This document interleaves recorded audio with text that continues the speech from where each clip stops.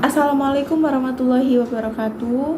Alhamdulillahirabbil alamin. Assalatu wassalamu ala asrofil anbiya'i wal mursalin wa ala alihi wa sahbihi ajmain amma ba'du. Halo teman-teman semuanya.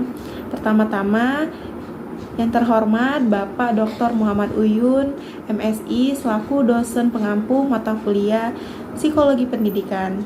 Izin Pak, perkenalkan, nama saya Inacia Febrina Salsabila dari kelas PI 1 jurusan Psikologi Islam, Fakultas Psikologi, UIN Raden Fatah Palembang.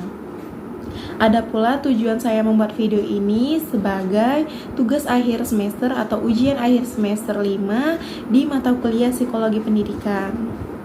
Metode presentasi yang saya gunakan dalam membuat video ini, dan ada pula materi-materi yang akan saya sampaikan sebagai berikut. Yang pertama, apa itu psikologi pendidikan dan bagaimana tinjauan teoritis tentang belajar dalam psikologi pendidikan. Oke, baiklah, mungkin langsung saja kita masuk ke pemaparan materi-materinya. Lalu, apa sih Kak psikologi pendidikan itu? Jadi, psikologi pendidikan adalah ilmu pengetahuan yang mempelajari tingkah laku individu yang terjadi dalam proses pendidikan. Dikutip dari buku Dr. Andes Wosti Semanto, Psikologi Pendidikan, Landasan Kerja Pimpinan Pendidikan, cetakan kedua 1987. Nah, ada pula tinjauan teoritis tentang belajar dalam psikologi pendidikan. Dikutip juga dari buku Dr. Andes Wosti Semanto dan materi di e-learning. Yang pertama, teori belajar dari psikologi behavioristik. Dikemukakan oleh para psikolog behavioristik bahwa tingkah laku manusia itu dikendalikan oleh ganjaran atau reward dan penguatan reinforcement dari lingkungan. Teori-teori yang mengawali perkembangan psikologi behavioristik tentang belajar dipelopori oleh Thorndike dan Pavlov dan Watson. Contoh teori Thorndike yang sering pula yang kita dengar yaitu trial error learning. Berdasarkan teori-teori dan hasil-hasil penelitiannya terhadap tingkah laku anak-anak dan orang dewasa. Ada pula ciri-ciri belajar dengan trial and error. Yang pertama, adanya motif pendorong aktivitas atau kemauan. Yang kedua, ada berbagai respon terhadap situasi atau adanya tanggapan dari tubuh kita yang berasal dari luar. Yang ketiga, ada eliminasi respon-respon yang gagal atau salah. Yang keempat, ada kemajuan reaksi mencapai tujuan. Tinjauan teoritis kedua yaitu teori belajar psikologi kognitif, di mana dalam situasi belajar seseorang terlibat langsung dalam situasi tersebut dan memperoleh insight untuk pemecahan masalah.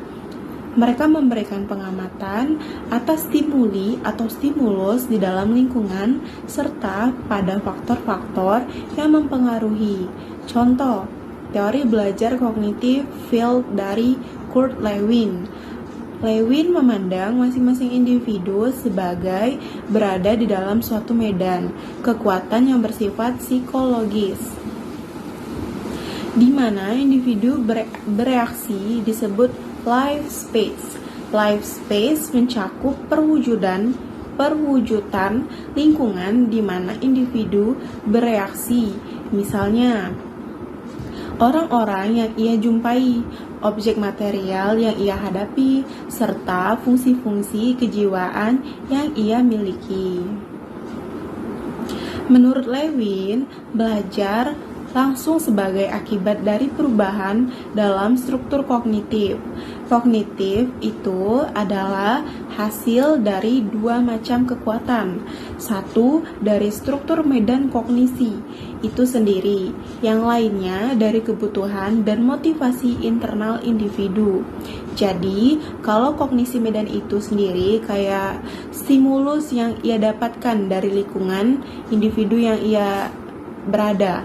Lalu sedangkan kebutuhan dan motivasi internal individu itu kayak dari diri sendiri dan keluarga. Jadi dorongan dari individu dan keluarga. Lanjut teori ketiga yaitu teori humanistik. Para humanistik mengemukakan bahwa setiap orang itu menentukan perilaku mereka sendiri. Mereka bebas dalam memilih kualitas hidup mereka, tidak terikat oleh lingkungan. Jadi kayak dari teori ini kayak stimulus atau respon yang individu berikan sendiri tanpa ada faktor intern dan ekstern. Contohnya tuh kemauan belajar pada individu tersebut.